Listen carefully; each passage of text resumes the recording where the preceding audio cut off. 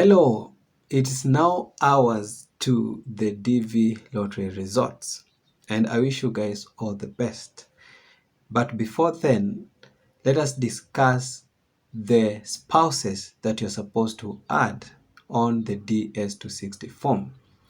There are two types of the spouses that you're supposed to add on your DS260 form. And the first one is the current spouse, and the next is the previous spouse or spouses. And there is a lot of things to know regarding the previous spouses and also the current spouses. So let's dive directly into the video. As I have always been saying, when it comes to the spouse, things become sensitive. During the initial application, that is last year, October, when you were applying for the DV lottery, what status did you select? Did you select married? Did you select single? Or what status did you select? Because that might have an influence to this section, and sometimes it might not. Because if you applied as married, then they need to see your marital status applying here.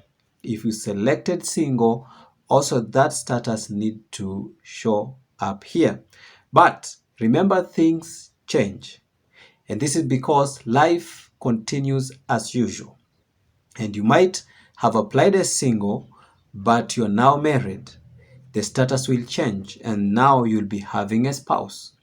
And you might have been married, but things went wrong and you decided to divorce legally, and therefore you are no longer married. That needs to be captured here.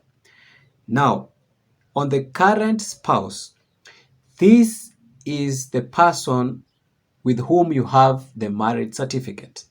If you don't have any legal document to support that, then this is not your spouse.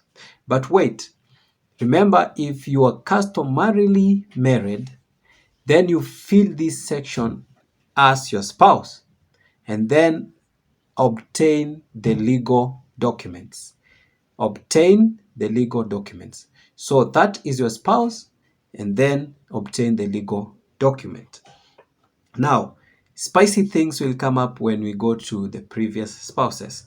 But for the spouse, you need to fill their names and their details, the address and everything, the birth date, the birthplace, and all that you know about that individual. You continue here to fill those information, and then you continue to the city of birth and everything.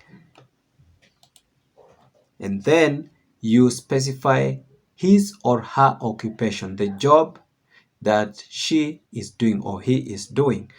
And if not employed, maybe it's a business, continue to indicate it here.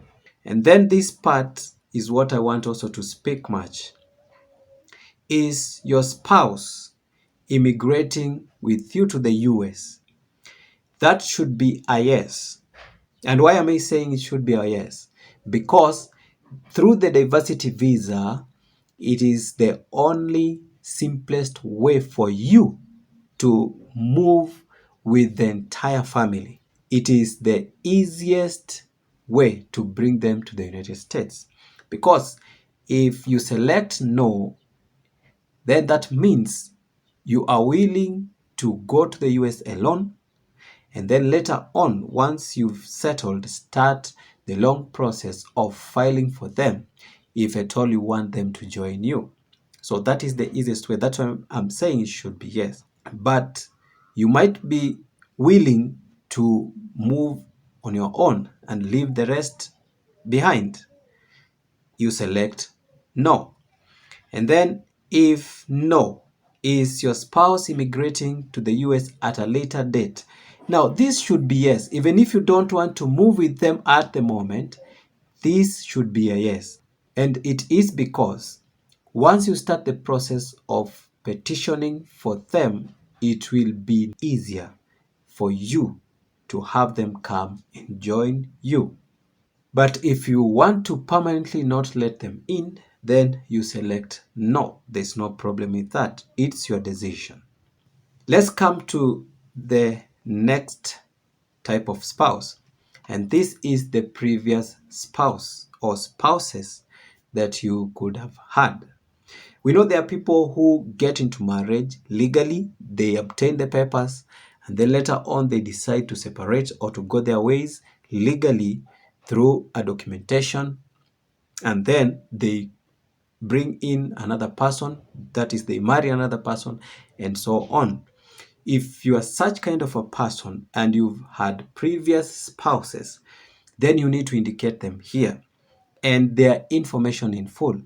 Remember, down there, you will be requested of the date you officiated your marriage and the date you terminated and how you terminated. That will be indicated down there. And then number 2, if you had a spouse, a previous one, and then she unfortunately died or he unfortunately died, then you also indicate the details here, and then the reason for the marriage ending should be death, and you indicate all the information there. So for previous spouses, it is very sensitive because remember that the people or the spouses that you came together not legally, and even if you have had children with them, but you are not legally married, no proof document, no official document, that is not regarded as your spouse. Yeah, it is as easy as that. Even if you lived with someone for 15 years and you've had kids, but you had no legal papers showing your union, then when it comes to this, that is not your spouse. That is not your previous spouse. Also, your girlfriend or your boyfriend, that does not qualify as your previous spouse. So all those come with stay or cohabiting relationships, they don't apply here. Here only applies the official marriages, the marriages to which you can show the officiating dates and the termination dates. Those are the spouses that you're supposed to list here. Now, let's continue. You fill in yes, and then you put their names here. But if not, just say no. And then the date you officiated the marriage and the last date. That is the date you ended the marriage, and how was it terminated? Is it through a divorce? Is it through separation? Is it through death? You indicate here. And then the country or the region where the marriage was terminated. You provide that information. And there might be other questions that you might be having regarding this section. Feel free to ask before you fill. I'll be glad to answer you.